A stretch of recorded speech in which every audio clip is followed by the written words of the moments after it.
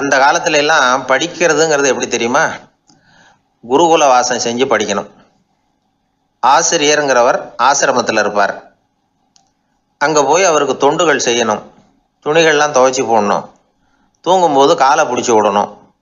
புழுக்கமாக இருந்தால் விசிறி மட்டை எடுத்து விசிறணும். அப்படியே அப்பப்போ அவர் சொல்லிக் கொடுக்குற பாடத்தையும் கற்றுக்கணும். அவர் சொல்லிக் கொடுக்குற பாடங்களை ஓலைச்சுவடிகளில் எழுதிக்கணும். இதுதான் குருகுல வாசம்ங்கிறது. இப்போ மாதிரிலாம் கிடையாது.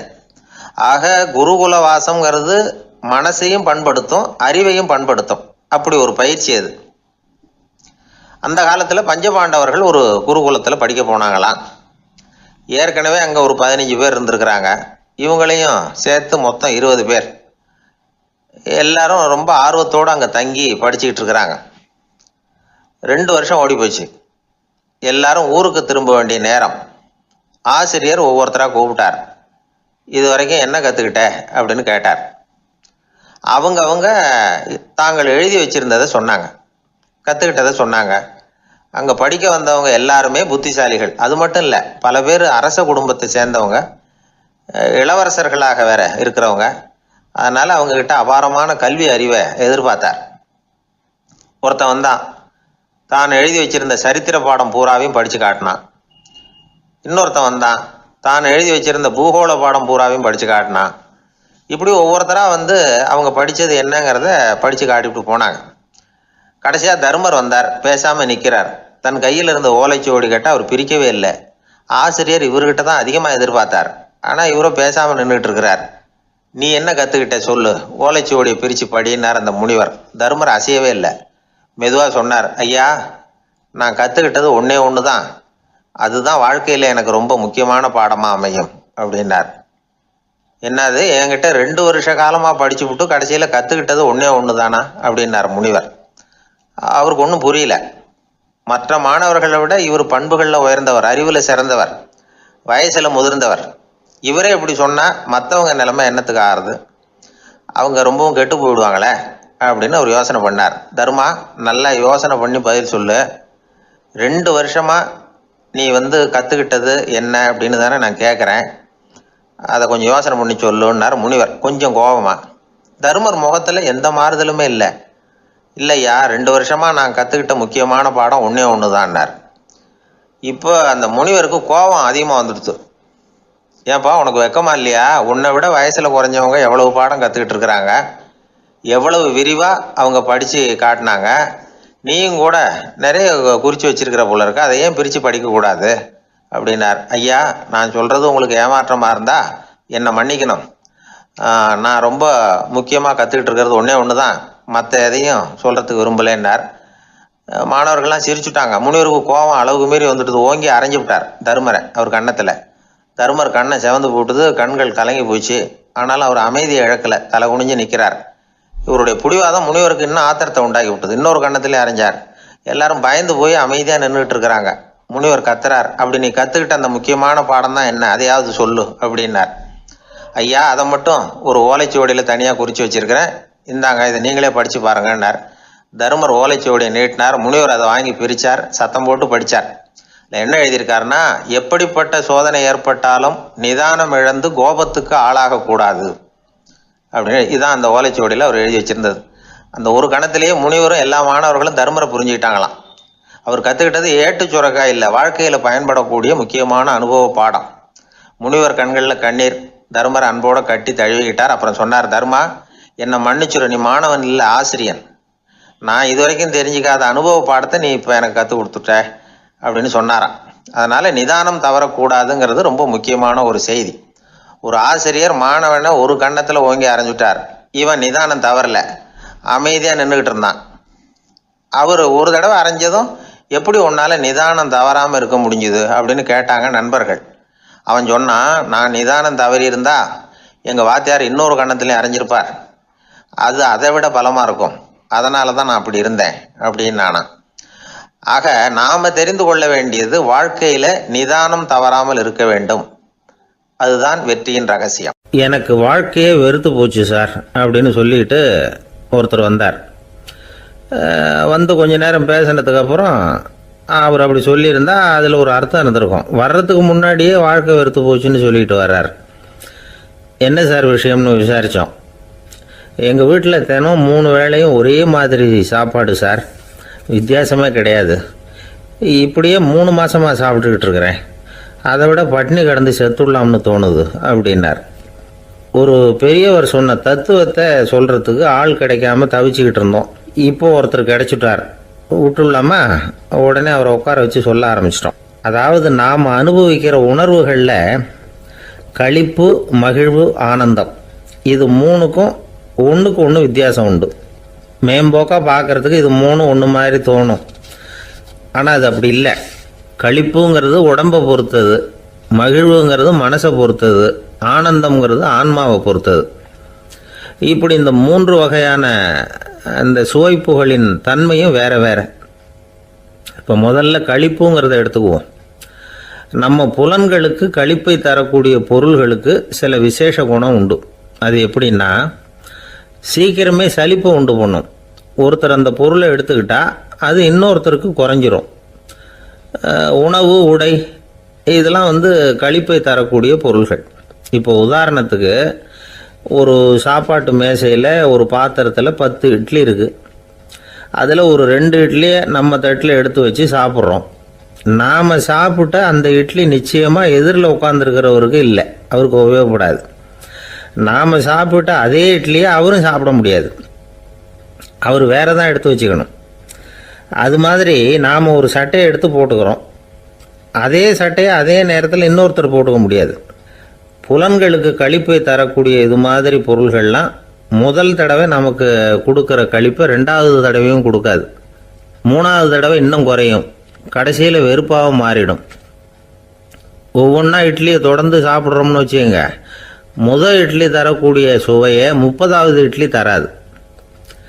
முதல் தடவை புது சட்டையை போட்டுக்கிறப்போ நமக்கு இருக்கிற களிப்பு அதே சட்டையை 100வது தடவையாக போட்டுக்கிறோம்னு வைங்க, அப்போ இருக்குமா? இருக்காது. இதுதான் களிப்பு. அதாவது சீக்கிரமே சலிப்பை தரக்கூடியது. ஒருத்தர் எடுத்துக்கிட்டால் இன்னொருத்தருக்கு குறைஞ்சி போகக்கூடியது. ஆனால் மகிழ்ச்சிங்கிறது அப்படி இல்லை. ஒருத்தர் அனுபவிக்கிறதுனால இன்னொருத்தருக்கு குறைஞ்சி போகாது. இப்போ காலையில் சூரியன் உதயம் ஆகிறத பார்த்து சந்தோஷப்படுறோம், அதையே இன்னொருத்தரும் பார்த்து சந்தோஷப்படலாம். ஒரு நல்ல சங்கீதத்தை கேட்குறோம், ஒரு அழகான ஓவியத்தை ரசிக்கிறோம், நீங்கள் ரசிக்கிற அதே நேரத்தில் இன்னொருத்தரும் அதை ரசிக்கலாம். அதனால் அது குறைஞ்சி போகிறதில்ல. இது மகிழ்வு. ஆனால் ஒன்று, ஒரே பாடலை திரும்ப திரும்ப கேட்டுக்கிட்டு இருந்தால் கடைசியில் அலுப்பு தட்டும். அதாவது மகிழ்வுங்கிறது எப்படின்னா, மற்றவங்களோட பகிர்ந்து கொள்றதுனால குறையாது. ஆனால் ஒரே பொருள் மீண்டும் மீண்டும் அனுபவிப்பை தர்றப்போ முதல்ல மகிழ்வு அதிகரித்து அதுக்கப்புறம் அது மங்கி மறைஞ்சு போயிடும். இதுதான் அந்த மகிழ்வுங்கிறதுக்கு இலக்கணம். சரி, இப்போ 3வதாக சுகம் தரக்கூடிய ஆனந்தம்ங்கிறது எப்படின்னா, இது நமக்கு உள்ளே இருந்து சுரக்கிறது. மனசு சலனங்கள்லேருந்து விடுபடுறப்போ இந்த ஆனந்தம் நமக்கு கிடைக்கும். இது நிலையான சுகம், ஆத்ம சுகம். களிப்பிலிருந்து மகிழ்வுக்கும், மகிழ்விலிருந்து ஆனந்தத்துக்கும் செல்றது தான் மனிதன் நடத்த வேண்டிய முக்கியமான பயணம். இவ்வளவு விஷயத்தையும் கேட்டுட்டு இந்த காலத்து பையன் ஒருத்தன் வந்தான். சார், இப்போ நீங்கள் ஒரு சாப்பாட்டு மேசையில் ஒரு 10 இட்லி வைக்கிறீங்க, என்ன உட்கார வைங்க, எதிரில் இன்னொருத்தனை உட்கார வைங்க, நான் களிப்பு மகிழ்வுலாம் தாண்டி நேரடியாக ஆனந்தத்துக்கு பயணம் பண்ணி காட்டுறேன் அப்படின்னா. ஒன்றும் புரியல அவன் சொன்னது. அது எப்படி, என்ன பண்ணுவ நீ அப்படின்னு சொல்லி கேட்டோம் ஆச்சரியமாக. 2 இட்லி சாப்பிட்டா தானே சார் களிப்பு, நான் 10 இட்லியும் மொத்தமாக சாப்பிட்ருவேன், அடுத்தவனுக்கு எதுவும் கிடைக்காது, அவனுக்கு கிடைக்காதபடி நாமே சாப்பிட்டுடுறோம்ல, அதுதானே நமக்கு ஆனந்தம் அப்படின்னு அதுக்கு ஒரு விளக்கம் சொல்கிறான். ஒரு ஊரில் ஒரு ஆள் இருந்தான், கற்பனையிலேயே காலத்தை கடத்திக்கிட்டு இருந்தான். ஒரு நாள் ஒரு மரத்தடியில் உட்காந்துருந்தான். அவனுக்கு பசிக்கிற மாதிரி தெரிஞ்சுது. உடனே கற்பனையிலேயே சாப்பிட ஆரம்பிச்சிட்டான். அதாவது எதிரில் இலை போட்டு சாப்பாடு போடப்பட்டிருக்கிறதாகவும் அதை இவன் சாப்பிட்றதாகவும் நினச்சிக்கிட்டு கையை மட்டும் வாய்க்கும் தரைக்குமா அப்படியும் இப்படியும் கொண்டுகிட்டு போய் பாவனை பண்ணிகிட்டே இருக்கிறான். தூரத்தில் இருந்து பார்க்குறவங்களுக்கு இவன் ஏதோ பலமான விருந்து சாப்பிட்டுக்கிட்டு இருக்கிறான் அப்படின்னு தான் தோணும். அது மாதிரியே பண்ணிகிட்டு இருந்தான். அந்த வழியாக ஒரு சன்னியாசி வந்துக்கிட்டு இருந்தார். இவனை பார்த்தார். என்ன இவன் இப்படி பண்ணிகிட்டு இருக்கிறானே அப்படின்னு நினச்சாரு. கொஞ்ச நேரம் அவனையே உத்து பார்த்துக்கிட்டு இருந்தார். இவரை பார்த்ததும் அவன் இன்னமும் சுவாரஸ்யமாக சாப்பிட ஆரம்பிச்சிட்டான். அப்பப்பா என்ன இது, இந்த குழம்பு இவ்வளவு காரமாக இருக்குது, என்னுடைய நாக்கே எரிஞ்சு போடும் போல இருக்க அப்படின்னு சொல்லிட்டு பக்கத்தில் ஒரு குவளையை எடுத்து தண்ணி குடிக்கிறது மாதிரி பாவனை பண்ணுறான். அப்பாடா இப்போ கொஞ்சம் பரவாயில்ல அப்படின்னு சொல்லிட்டு குவளையை கீழே வைக்கிறது மாதிரி ஒரு பாவனை பண்ணுறான். சன்னியாசி பார்த்தார். என்னப்பா சாப்பாட்டில் காரம் அதிகமோ அப்படின்னார். ஆமாம் சுவாமி, ஞாபகம் மறதியில் கொஞ்சம் மிளகாய் அதிகமாக சேர்த்துக்கிட்டேன் அப்படின்னா. சரி சாப்பிடு அப்படின்னு சொல்லிட்டார். அவன் சாப்பிட்டு முடிக்கிற வரைக்கும் பொறுமையாக உட்காந்துருந்தார். அவன் அப்பாடா அப்படின்னு சொல்லிட்டு மறுபடியும் தண்ணியை எடுத்து குடித்தான். எல்லாம் கற்பனையிலேயே. அதுக்கப்புறம் சன்னியாசி பேச ஆரம்பித்தார். இதை பாருப்பா, உன்னுடைய கற்பனையை நான் மெச்சுறேன், இருந்தாலும் உன் சாப்பாட்டில் ஒரு இனிப்பையும் வச்சுருக்கலாமே, ஏன் மிளகாயை அளவுக்கு அதிகமாக போட்டுவிட்டு அவஸ்தைப்படுற அப்படின்னார். அவன் யோசிக்க ஆரம்பித்தான். அதுக்கப்புறம் இவர் சொன்னார், இதை பாருப்பா, இனிமேல உன்னுடைய கற்பனையும் உயர்ந்ததாக இருக்கட்டும் அப்படின்னு உபதேசம் பண்ணிவிட்டு போனார். எப்பவும் உயர்வை பற்றியே சிந்திக்கணும், உயர்வு கிடைக்கலன்னா கூட அப்படி சிந்திக்கிறத நிறுத்தப்படாது அப்படிங்கிறார் திருவள்ளுவர். உள்ளுவது எல்லாம் உயர் உள்ளல், மற்ற அது தள்ளினும் தள்ளாமை நேர்த்து. ஊக்கம் இல்லாமல் உலகத்தில் வாழ்ந்து பிரயோஜனம் இல்லை. அதனால் உயர்வாகவே சிந்திக்கணும். அது நம்மளை ஊக்கப்படுத்தும். இது பெரியோர் வாக்கு. இந்த உலகத்தில் கற்பனையிலேயே வாழ்கிற சில கஞ்சர்களும் உண்டு. அதாவது 2 கஞ்சர்கள், 2 பேரும் பக்கத்து பக்கத்து ஊரில் இருந்தாங்க. பொங்கல் சமயம் ஒரு கஞ்சன் தன்னுடைய மகனை கூப்பிட்டான். இதை பாருப்பா, பக்கத்து ஊரில் என்னுடைய நண்பன் ஒருத்தன் இருக்கிறான், அவனுக்கு பொங்கல் பரிசு ஏதாவது கொடுக்கணும், நான் ஒரு 4 ஆட்டுக்குட்டியை தரேன், நீ கொண்டுகிட்டு போய் கொடுத்துட்டு வந்துவிடுறியா அப்படின்னு கேட்டான். சரி, நான் புள்ள ஒரு பைய கையில் எடுத்துக்கோன்னா. அவன் எடுத்துக்கிட்டான். இந்த ஆட்டுக்குட்டி பிடிச்சிக்கோ அப்படின்னு சொல்லி ஒவ்வொன்றா போடுறேன் பார் அப்படின்னு சொல்லிட்டு 1 2 3 4 அப்படின்னு எண்ணிக்கிட்டே வெறும் சைகையாலேயே ஆட்டுக்குட்டியை பிடிச்சி போடுறது மாதிரி பாவனை பண்ணிகிட்டு இருக்கிறான். அவன் பிள்ளையும் அது ரொம்ப அக்கறையாக வாங்கிக்கிறது மாதிரி வாங்கிக்கிட்டு அந்த பையை தூக்கிக்கிட்டு அடுத்த ஊருக்கு போகிறான். இவன் அங்கே போய் சேர்ந்த நேரத்தில் அந்த கஞ்சன் ஊரில் இல்லை, எங்கேயோ வெளியில் போயிருக்கிறான். அவனோட புள்ள மட்டும்தான் வீட்டில் இருந்தான். இவன் அவங்கிட்ட, இதை பாரு, எங்கள் அப்பா உங்கள் அப்பாவுக்கு ஆட்டுக்குட்டி கொடுத்து அனுப்பியிருக்கிறாரு, பிடிச்சிக்கோ அப்படின்னு சொல்லி பாவனையிலேயே ஒவ்வொன்றா எடுத்து அவங்ககிட்ட கொடுத்துட்டான். அவனும் வாங்கிட்டான் வாங்கிறது மாதிரி.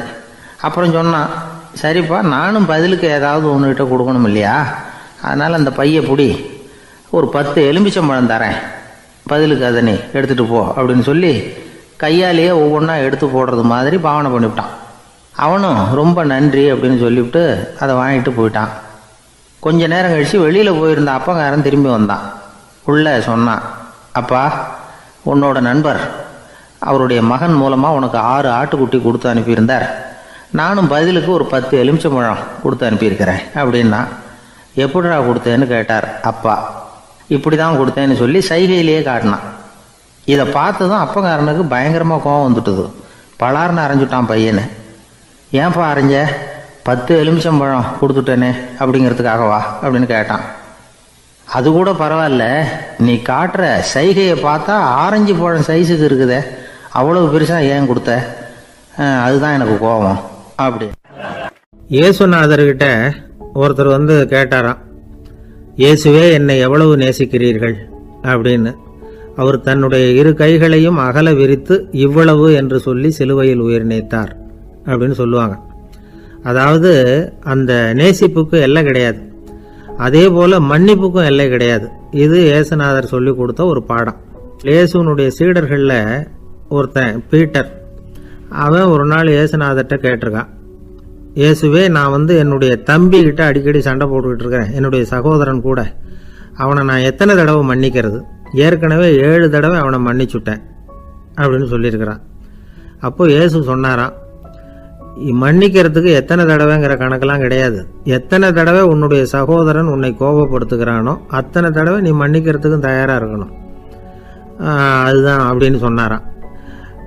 அப்போ இவனுக்கு ஒன்றும் புரியல, இது என்ன அவன் தப்பு பண்ணிக்கிட்டே இருப்பான், நாம் மன்னிச்சுக்கிட்டே இருக்கிறதா அப்படிங்கிறது மாதிரி குழப்பமாக இருந்திருக்கிறான். அப்போ இயேசுநாதர் தன்னுடைய சீடன் பீட்டர்கிட்ட ஒரு கதை சொன்னாராம். அந்த கதை இன்றைக்கு நாம் எல்லாரும் சிந்தித்து பார்க்க வேண்டிய ஒரு கதை. அதாவது மன்னிப்பை விரும்புகிறவர்கள் மன்னிக்கவும் தயாராக இருக்க வேண்டும் அப்படிங்கிறது தான் அந்த கதையினுடைய தத்துவம். அந்த இயேசுநாதர் சொன்ன கதை என்னன்னா, ஒரு மன்னர் இருந்தார். அவர் ஒரு நாள் அரண்மனையில் உட்காந்து கணக்கு வழக்குகள்லாம் பார்த்துக்கிட்டு இருந்தார். நம்ம அரண்மனையிலேருந்து யார் யார் அரசாங்க கடன் வாங்கியிருக்கிறாங்க, யார் யார் திருப்பி செலுத்தியிருக்கிறாங்க அப்படிங்கிற விவரத்தையெல்லாம் பார்த்துக்கிட்டு இருந்தார். அப்போ தான் புரிஞ்சுது, அந்த அரண்மனையில் வேலை செய்கிற ஒருத்தனே அரசாங்க கடன் வாங்கியிருக்கிறான். எவ்வளவு? 10,000 பொற்காசுகள் வாங்கியிருக்கான் கடன். இந்த 10,000 பொற்காசுகளை திருப்பி செலுத்தலை அரசாங்கத்துக்கு. இது மன்னர் கவனத்துக்கு வந்தது. உடனே நம்ம அரண்மனையில் இருக்கிறவனே அரசு கடன் வாங்கி திருப்பி செலுத்தாமல் இருக்கான், அவனை கூப்பிட்டு வாங்கன்னு சொல்லி கூப்பிட்டுட்டு வந்தாங்களாம். விசாரிச்சிருக்கிறாங்க, என்னப்பா நீ எவ்வளோ ஒன்று? ஆமாங்க 10,000 பொற்காசுகள் வாங்கியிருக்கிறேன், இன்னும் திருப்பி கட்டலைன்றிருக்கான். உடனே அவர் மன்னர் சொல்லியிருக்கிறார், நம்ம சட்டத்திட்டப்படி நீ உடனே பணத்தை திருப்பி கட்டிடு. அப்படி உன்னால் கட்ட முடியலன்னா உன்னுடைய வீடு வாசல் சொத்து சுகம் எல்லாத்தையும் விற்று அந்த பணத்தை அரசு கருவூலத்தில் சேர்த்துக்கிறதுக்கு நானே ஏற்பாடு பண்ணிடுறேன் அப்படின்னு அந்த மன்னர் சொன்னாராம். இவன் அப்படியே அதிர்ச்சி ஆகிட்டான், அப்படியே பொத்துன்னு காலில் விழுந்தானா. மன்னா என்னை மன்னிச்சுங்க, என்னால் முடியல, எனக்கு மன்னிப்பு கொடுங்க அப்படின்ட்டுருக்கான். உடனே அவர் எழுந்திரிச்சு, சரி நீ மன்னிப்பு கேட்டுவிட்ட, அதனால் உன்னை மன்னிக்கிறேன், நீ பணம் கட்ட வேண்டாம் அப்படின்னு சொல்லி அந்த மன்னர் அவனை விட்டுட்டாராம். பணத்தையும் தள்ளுபடி பண்ணிட்டார், நீ திருப்பி கட்ட வேண்டான்னு.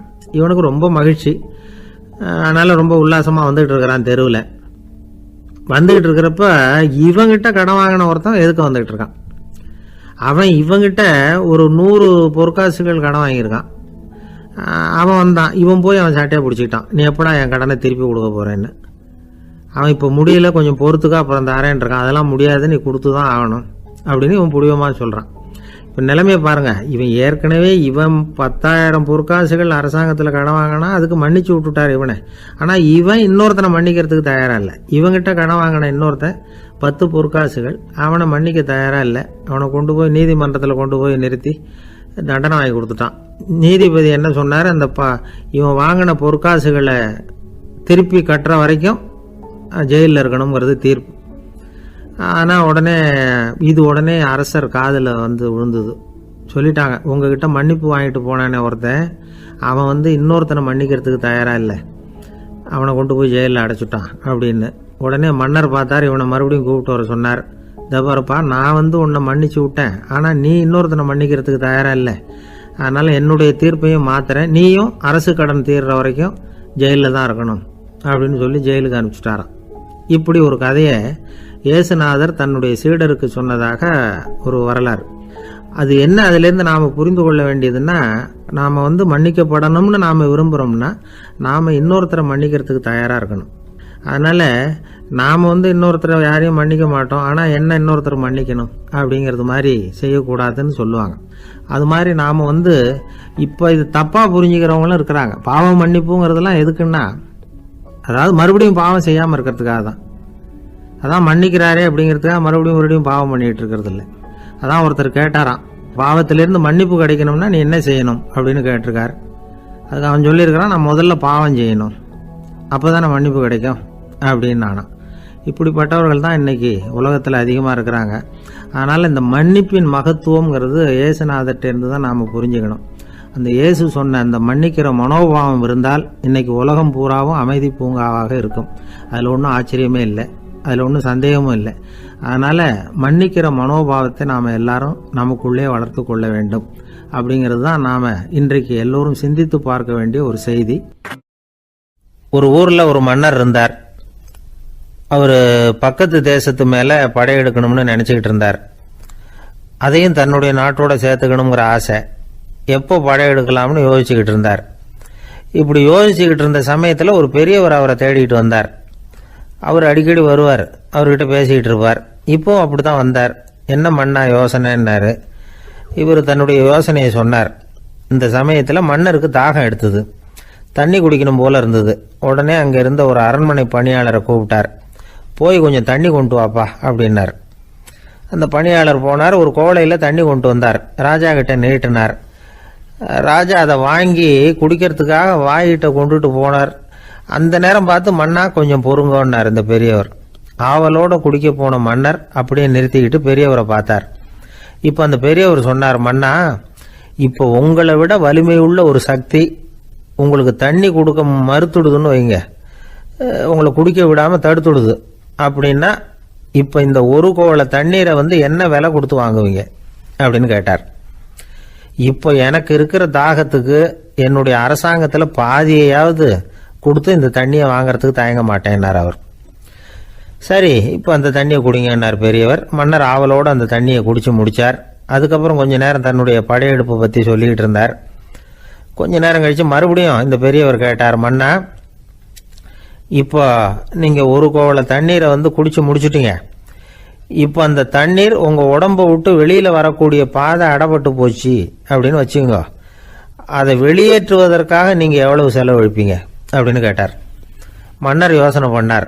அப்படி ஒரு நிலைமை ஏற்பட்டு போச்சுன்னா என்னுடைய அரசாங்கம் பூராவையும் அதுக்கு ஈடாக தர்றதுக்கு கூட தயங்க மாட்டேன்னார்.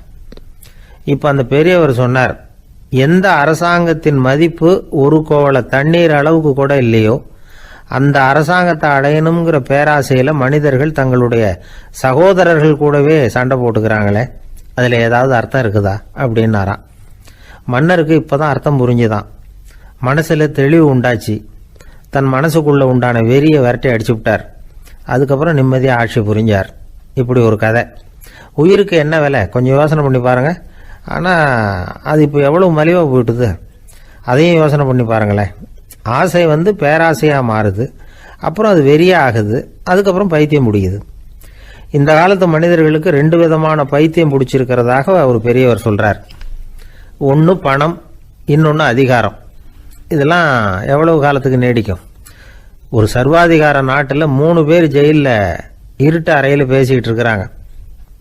நீ எப்படி இந்த ஜெயிலுக்கு வந்த அப்படின்னு ஒருத்தர் கேட்டாராம். இந்த நாட்டு ராஜாவை ஆதரித்து நான் பிரச்சாரம் பண்ணினேன், அதனால் கூட்டத்தில் தகராறு வந்துட்டுது, கலவரமாக போச்சு, அதுக்கு நான் தான் காரணம்னு அரெஸ்ட் பண்ணி இங்கே கொண்டாந்து போட்டாங்க அப்படின்னாராம் அவர். சரி, நீ எப்படி இங்கே வந்த அப்படின்னு இன்னொருத்தரை பார்த்து கேட்டிருக்கார். நான் இந்த நாட்டு ராஜாவை எதிர்த்து பிரச்சாரம் பண்ணேன், அதனால் கலவரம், அரெஸ்ட் பண்ணி கொண்டாந்து போட்டாங்கன்றார். சரிப்பா, நீ எப்படி அங்கே வந்த அப்படின்னு 3வது ஆளை பார்த்து இவங்க கேட்டாங்களாம். இதுக்கு அந்த ஆள் மெதுவாக வெளிச்சத்துக்கு நான் தான் இந்த நாட்டு ராஜா அப்படின்னாராம். கிபி 1078 வருஷம் மார்ச் மாதம் 19ஆம் தேதி திங்கட்கிழமை அதிகாலை நேரம் ஒரு குழந்தை பிறந்தது. எங்க தெரியுமா? காஸ்பியன் கடலுக்கு தெற்கே பாரசீக மொழி வழங்கிய தபரிஸ்தான் மாநிலத்துல ஜீலான்கிற புனித நகர், அதோட புறநகர் பகுதியில் உள்ள நீப்புங்கிற ஊர்ல தான் அந்த குழந்தை பிறந்தது. அந்த இடம் இப்போ ரஷ்யாவில் இருக்கு. அந்த குழந்தை யாருன்னு நினைக்கிறீங்க? அதுதான் முஹித்தீன் பெருமான், ஆன்மீக சாதனைகள் புரிந்த மகான் முஹித்தீன் ஆண்டகை. தன்னுடைய 18வது வயசுல உயர்கல்விக்காக ஜீலான் நகரத்தை விட்டு பகுதாத் நகரத்துக்கு புறப்பட்டு போறார். இளம் பிராயம் தானே, அதனால துணைக்கு ஒரு வர்த்தக கூட்டத்தோட சேர்ந்து போயிட்டு இருக்கிறார். ரொம்ப தூரம் போகணும். ஒவ்வொரு இடமா தங்கி தங்கி போயிட்டு இருக்கிறாங்க. ஒரு இடத்துல ஒரு கொள்ளை கூட்டம் பயங்கரமான ஆயுதங்களோட அவங்கள வழிமறிச்சுட்டுது. அந்த வர்த்தக கூட்டம் வச்சிருந்த பொருள்களை எல்லாம் அவங்க பறிச்சு விடுறாங்க. இவங்களும் பயந்துகிட்டு இருந்தது எல்லாத்தையும் அவங்க கிட்ட கொடுத்துடுறாங்க. முஹித்தீன் ஆண்டகை மட்டும் இதையெல்லாம் பார்த்துக்கிட்டு தனியா ஒதுங்கி நிற்கிறார். ஒரு 18 வயசு பையன் மட்டும் இப்படி தனியா அநாத சிறுவன் மாதிரி நின்றுட்டு இருக்கிறத அந்த கொள்ளை கூட்டத்தில் இருந்த ஒருத்தன் பார்க்கறான். கிட்ட நெருங்கி வர்றான். அலட்சியமாகவும் கிண்டலாகவும் உங்ககிட்ட ஏதாவது இருக்குதா அப்படின்னு கேட்கறான். இவங்கிட்ட என்ன இருக்க போகுது அப்படிங்கிற நம்பிக்கையில அவன் அப்படி கேட்கறான். உடனே இவரு ஓ இருக்குதே, என்கிட்ட 40 தீனார் இருக்கு அப்படிங்கிறார். இப்படி சொல்லியும் அந்த கொள்ளைக்காரனுக்கு நம்பிக்கை வரல. என்னடா அவன் விளையாடாத, பொய் சொல்லாத, உண்மையை சொல்லு அப்படிங்கிறான் அவன். உண்மையைத்தான் சொல்றேன், என்கிட்ட 40 தீனார் இருக்கு அப்படிங்கிறார் இவர். எங்க வச்சிருக்கிற அப்படின்னு கேக்குறான். சட்டையின் விழாப்புறத்துல உள்ள பகுதியில அதை வச்சு தச்சிருக்கிறாங்க அப்படின்னு உண்மையை சொல்றார். உடனே கொள்ளை கூட்ட தலைவன் அதை கத்தியால கீறிப்பார் அப்படின்னு உத்தரவு போடுறான். அந்த சட்டையை கிழிக்கிறாங்க. உள்ள இருந்து 40 பொற்காசுகளும் பொல பொலன்னு கீழே கொட்டுச்சு. அதை பார்த்த உடனே அந்த கொள்ளை கூட்ட தலைவன் மலைச்சு போய் நின்னுட்டான். காசை பார்த்துட்டு அவன் மலைச்சு போகல, பொய் பேசாத அந்த பையனோட நேர்மையை பார்த்துட்டு அவன் அப்படி நின்னான். மெதுவா அந்த பையன் கிட்ட வந்தான். ஏன்பா, நீ என்ன பணக்கார குடும்பமா அப்படின்னு கேட்டான். அப்படிலாம் இல்ல, எனக்கு அப்பா இல்ல, அம்மா மட்டும்தான் உண்டு. எங்க அப்பா எனக்குன்னு விட்டு போன சொத்தே இந்த 40 தீனார் தான் அப்படின்னாரு இவர். அப்படி இருந்துமா உண்மை பேசணும்னு ஆசைப்பட்டேன், என்கிட்ட ஒண்ணும் இல்லைன்னு ஒரு வார்த்தை சொன்ன உன்னை விட்டுருப்போமே அப்படின்னா அவன். அப்படி இல்லைங்க, நான் இறைவன் திருநாமத்தை அறியக்கூடிய கல்வி ஞானத்துக்காக இப்ப போயிட்டு இருக்கிறேன். இறைவன் திருநாமத்தை உச்சரிக்க வேண்டிய நாவால பொய் பேசக்கூடாதுன்னு எங்க அம்மா சொல்லியிருக்கிறாங்க. அதனால நான் எப்பவுமே பொய் சொல்ல மாட்டேன் அப்படின்னு என்னுடைய தாய்க்கு வாக்கு கொடுத்திருக்கிறேன் அப்படின்னார் அவர். முஹியத்தீன் பெருமான் வார்த்தைகளை கேட்ட அந்த கொள்ளையர்கள் மனம் திருந்தி நல்லவங்களா ஆயிடுறாங்க. அந்த கொள்ளையர் தலைவன் பிற்காலத்துல ஒரு பெரிய மகான் ஆயிடுறார். பெரியவர்கள் வாழ்க்கையில நடக்கிற இது மாதிரி சம்பவங்கள் தான் நாம நல்ல விதமா வாழறதுக்கு துணையா இருக்கும். அந்த காலத்துல கொள்ளையர்களே பெரியவங்க செயலை பார்த்து மனம் திருந்தி இருக்கிறாங்க. இந்த காலத்துல யார் இப்படி இருக்கிறா? இந்த காலத்துல மகான் ஒருத்தரை பார்த்தேன், எனக்கு வேண்டியப்பட்ட மகான். ஏங்க நீங்களும் மகான் ஆகிறதுக்கு முன்னாடி கொள்ளை அடிச்சுட்டு இருந்தீங்களா அப்படின்னு கேட்டேன். அவர் மெதுவா கண்ணை திறந்து என்ன நிமிந்து பார்த்தார். அப்படி இல்லப்பா, நான் கொள்ளை அடிக்கிறதுக்காகத்தான் மகானாவே ஆகி இருக்கிறேன் அப்படின்னு சொல்லிவிட்டு மறுபடியும் கண்ணை மூடிட்டார். ஒரு சிகை அலங்கார கூடம், ரொம்ப சுறுசுறுப்பாக எல்லாரும் வேலை செஞ்சுக்கிட்டு இருக்கிறாங்க. முடிவெட்டிக்க வந்திருக்கிறவங்க நிறைய பேர், எல்லாரும் வரிசையாக உட்காந்துருக்குறாங்க. அந்த சமயத்தில் திடீர்னு கதவை திறந்துக்கிட்டு ஒருத்தர் உள்ளே வர்றார். அவர் ஒரு பெரிய மனிதர், அவரும் முடிவெட்டிக்கிறதுக்காக தான் உள்ளே வந்திருக்கிறார். அவரை பார்த்த உடனே அங்கே வரிசையில் உட்காந்துருந்தவங்க எல்லாரும் எழுந்திரிச்சு அவர்கிட்ட வந்துட்டாங்க. அவரை சுற்றி நின்றுக்கிட்டாங்க. எப்படி இருக்கிறீங்க, நல்லா இருக்கீங்களா அப்படின்னு விசாரிக்க ஆரம்பிச்சிட்டாங்க. எல்லாம் முடிஞ்சதும் வந்தவர் கேட்டார், வரிசையில் கடைசியாக இருக்கிறவர் யார் அப்படின்னு கேட்டார். ஏன்னு கேட்டாங்க. நான் அதுக்கு அடுத்தபடியாக உட்காரணும், அதுக்காக தான் கேட்குறேன் அப்படின்னார். உடனே அங்கே இருந்தவங்கெல்லாம் என்ன சொன்னாங்க தெரியுமா? நீங்கள் வரிசையில் காத்திருக்கக்கூடாது, நீங்கள் அரசாங்கத்தின் தலைவர், உங்களுக்கு நேரம் முக்கியம், அதனால் நீங்கள் முன்னாடி போங்க அப்படின்னு சொன்னாங்க. ஆனால் அதை அவர் கேட்கல. தோழர்களே, உங்களுடைய கருத்துக்கு ரொம்ப நன்றி. எல்லாரும் வரிசையாக தான் வரணும், அதுதான் முறை. வரிசையில் வரணுங்கிற நடைமுறையை நானும் பின்பற்ற விரும்புகிறேன். நாம் எல்லாரும் சமமானவர்கள் அப்படின்னார். இப்படி சொல்லிவிட்டு வரிசையில் கடைசியாக இருந்த ஒரு நாற்காலியில் போய் உட்காந்துக்கிட்டார். தன் சட்டை பையில் இருந்த ஒரு செய்தித்தாளை எடுத்தார், படிக்க ஆரம்பிச்சிட்டார். ஆனால் அங்கே இருந்தவங்களால இதை பார்த்துக்கிட்டு சும்மா இருக்க முடியல.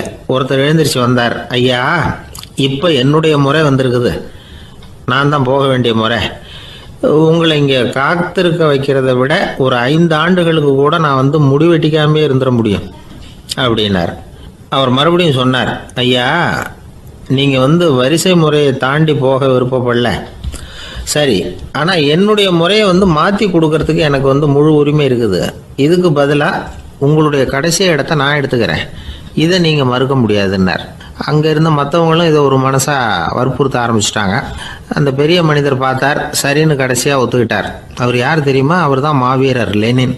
ரஷ்யாவில் கிரெம்ளின் சிகை அலங்கார கூடத்தில் தான் இது நடந்தது. எல்லாரும் இந்நாட்டு மன்னர்கள்னு வாயளவில் பேசுறதுல என்ன பிரயோஜனம்? நாம் எல்லாரும் சமங்கிறத நடைமுறையில் கடைபிடிச்சி காட்டினவங்க கொஞ்சம் பேர் தான். அவங்களில் ஒருத்தர் தான் லெனின். வரிசையில் நின்று வர்றதுங்கிறது ஒரு சிறந்த பண்பு, உயர்ந்த பண்பு. இன்றைக்கி பல இடங்களில் அது நமக்கு தேவைப்படுது. ஒரு ரேஷன் கடை வாசல், கடை திறக்கிறதுக்கு முன்னாடியே எல்லாரும் வரிசையில் நின்றுட்டாங்க. கடைசியாக வந்த ஒருத்தர் க்யூவில் முன்னாடி போகிறதுக்கு முயற்சி பண்ணுறார். ஏற்கனவே நின்றுட்டு இருக்கிறவங்க அவரை முன்னாடி போகிறதுக்கு விட மாட்டேங்கிறாங்க. கடைசியாக போய் நில்லையா அப்படின்னு எல்லாரும் கத்துறாங்க.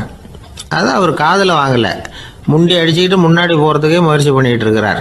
எல்லாரும் சேர்ந்து அவரை வலுக்கட்டாயமாக இழுத்து கொண்டாந்து பின்னாடி கொண்டு போய் நிறுத்திவிட்டு சொன்னாங்க, இதை பாருப்பா, நாங்கள் இருக்கிற வரைக்கும் நீங்கள் முன்னாடி போய் எதையும் வாங்க முடியாது, தெரிஞ்சுக்கோ அப்படின்னாங்க.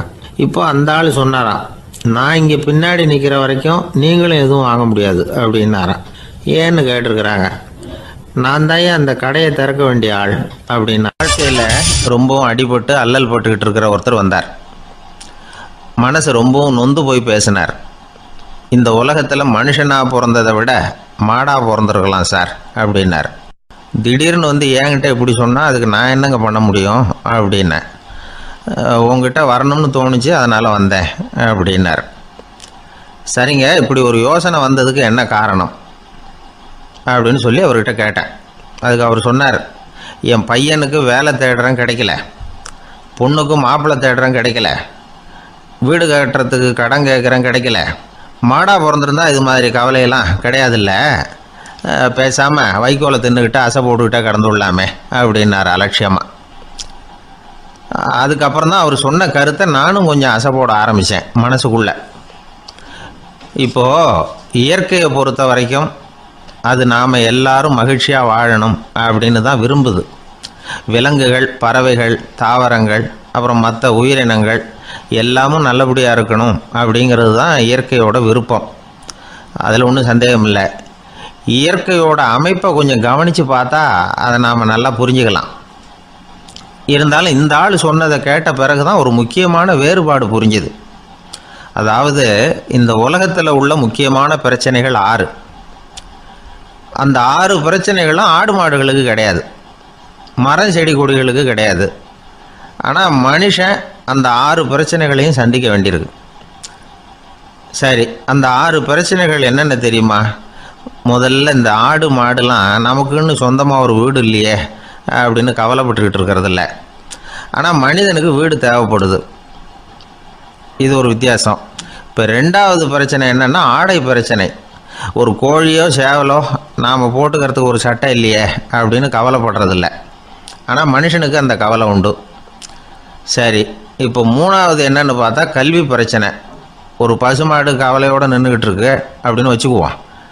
நீங்கள் அதுக்கிட்ட போய் ஏன் பசுமாடை கவலையோடு நின்றுக்கிட்டு இருக்கிற அப்படின்னு கேட்குறீங்க. என் கண்ணுக்குட்டிக்கு எல்கேஜியில் இடம் கிடைக்கல, டொனேஷன் கொடுக்கறதுக்கு கையில் பணமும் கிடையாது, சிபாரிசுக்கு யாரை பிடிக்கிறதுன்னு தெரியல, இப்படியா சொல்லிகிட்டு இருக்கோம். அதுக்கு அந்த கவலையெல்லாம் கிடையாது. ஆனால் மனிதனுக்கு அந்த கவலை உண்டு. 4வது என்னன்னு பார்த்தீங்கன்னா வேலை வாய்ப்பு பிரச்சனை. வேலை கிடைக்கலையே அப்படின்னு வேப்ப மரம் கவலைப்படுறதில்ல, ஆனால் மனுஷன் கவலைப்படுறான். 5வது என்னன்னு பார்த்தா கல்யாண பிரச்சனை. எருமை மாடு பசுமாடு எல்லாம் பொண்ணுக்கு மாப்பிள்ளை தேடிட்டாலே இது பேப்பரில் மணமகன் தேவை அப்படின்னு விளம்பரமாக கொடுக்குது, அதெல்லாம் கிடையாது. 6வது என்னன்னு பார்த்தீங்கன்னா பணம் சம்பந்தமான பிரச்சனை. ஆடு மாடுலாம் பணத்தை சேமிக்கணும்னோ ஏதாவது நிதி நிறுவனத்தில் முதலீடு பண்ணணும்னோ நினச்சிக்கிட்டு இருக்கிறதில்ல. பணத்தை எப்படி காப்பாற்றுறது அப்படிங்கிற கவலையும் அதுகளுக்கு கிடையாது. குதிரை குளம்போடு பிறக்குது, அதனால் அது காடு மேடெல்லாம் கவலை இல்லாமல் தெரியலாம். ஆடு உடம்பில் ரோமத்தோடு பிறக்குது, அதனால் அது குளிரை பற்றி கவலைப்பட வேண்டிய அவசியம் இல்லை. ஆனால் மனுஷனை பார்த்திங்கன்னா அவன் தான் ஒன்றுமில்லாமல் பிறக்கிறான். ஏன் இந்த பாகுபாடு அப்படின்னு கேட்டால் இதை பற்றி கொஞ்சம் சிந்திச்சு பார்க்கணும். அதாவது இந்த சந்தேகத்தை ஒரு பெரியவர்கிட்டையும் கேட்டேன். அவர் சொன்னார் இதுக்கு பதில். அவர் இதே கேள்வியை இயற்கை கிட்ட கேட்டாராம். இயற்கை பதில் சொல்லிச்சான். வேறு யாருக்கும் கொடுக்காத ஒரு வலுவான கருவியை, ஒரு பவர்ஃபுல் வெப்பன் மனுஷனுக்கு கொடுத்துருக்குறேனே, அந்த கருவியை உபயோகப்படுத்தி அந்த 6 பிரச்சனையை மட்டும் இல்லை 6 கோடி பிரச்சனைகள் இருந்தாலும் அதையெல்லாம் சமாளிக்கலாம். அது கருவி என்ன தெரியுமா? அதுதான் 6வது அறிவு. அதை உபயோகப்படுத்தினா காலுக்கு செருப்பு தயார் பண்ணிக்கலாம், குளிருக்கு போர்வை தயார் பண்ணிக்கலாம், என்ன வேணும்னாலும் செய்யலாம் அப்படின்னு இயற்கை பதில் சொல்லிச்சான். அதனால் நாம் செய்ய வேண்டியது என்னென்னா இயற்கையை முதல்ல சரியாக புரிஞ்சுக்கணும். இயற்கையின் படைப்பையே நாம் சரியாக புரிஞ்சுக்கிறது இல்லையே, அதுதான் வேதனை.